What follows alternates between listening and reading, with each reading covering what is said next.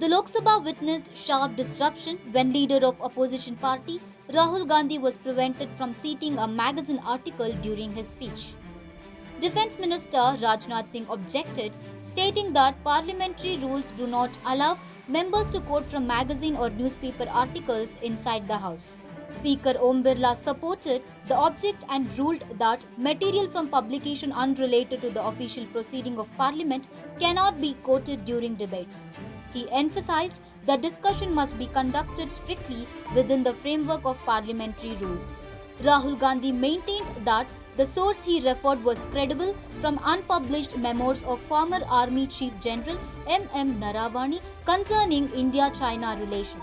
Despite this clarification, he was not allowed to continue quoting from the article.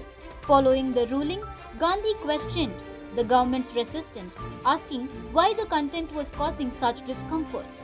He later sought permission to explain the article content without directly quoting the former army chief. But the request was also denied.